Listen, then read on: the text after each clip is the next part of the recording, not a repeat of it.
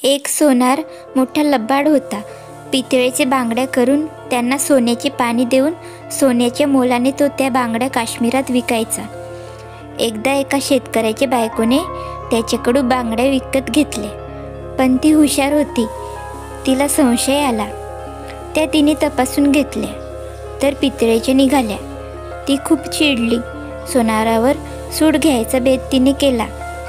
तिने एक मातीचा घडा तोंडातोंड रेतीने भरला आणि वर थोडा तुपाचा थर दिला. मग नवऱ्याकडे तो घडा देऊन तूप म्हणून तो त्या सोनाराला विकायला त्याला सांगितला. सोनाराने तुपाचे पैसे मोजले आणि घडा घेतला, पण लवकरच त्याला आपण फसलो हे कळले. मात्र तो रागावला नाही. हा शेतकरी आपला नोकर होईल तर आपला धंदा चांगला चालेल असे त्याला वाटले आणि त्याने तू माझ्याकडे नोकरी करतोस का असे शेतकऱ्याला विचारले. शेतकरी तयार झाला. एकदा त्या गावात एक मोठा श्रीमंत व्यापारी मेला. त्याचे दफन झालेला 4 दिवस झाले होते. सोनार नोकराला म्हणाला, हा मेलेला माणूस आपल्याला उपयोगी पडेल. मी त्याच्या घरी जातो आणि त्याने माझ्याकडून 10,000 रुपये उसने घेतले होते असे सांगतो. त्याच्या माणसाने शंका घेतली तर मृताची साक्ष काढतो. तू त्या थडग्यात जाऊन निज आणि व्यापाऱ्याने 10,000 रुपये घेतले होते असे सांग. तो नोकर थडग्यात निजला आणि सोनार व्यापाराकडे गेला.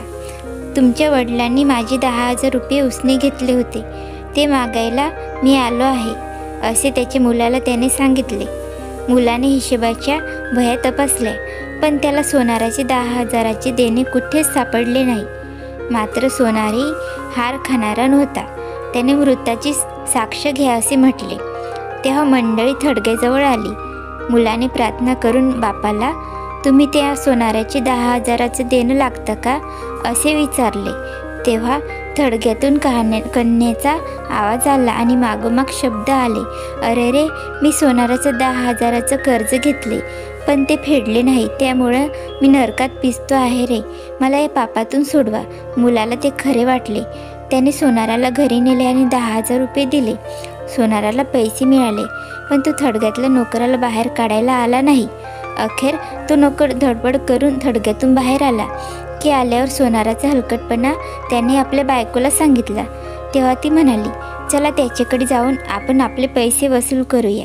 ती दोघे येताना सोनाराने दुरून पाहिले आणि तो बायकोला म्हणाला, मी मेल्याची सोंग घेऊन पडतो, तू माझा खून केल्याचा आळ नोकरावर घाल. शेतकरी आला तर मालकाचे प्रेत खोलीत पडले होते. मालकीन चवताळून म्हणाली, यांना तुम्ही काय केलं? मी आता कोतवालाला बोलावून आणते. ते ऐकून खुनाचा आळ आपल्यावर यायला नको म्हणून ते गरीब जोडपे जीव घेऊन पळून गेले. पुढे त्यांचे नावही कुणी ऐकले नाही. ही कथा कशी वाटली ते कमेंट करून सांगा आणि अशाच नवीन नवीन गोष्टी ऐकण्यासाठी चॅनलला सबस्क्राईब करा. धन्यवाद.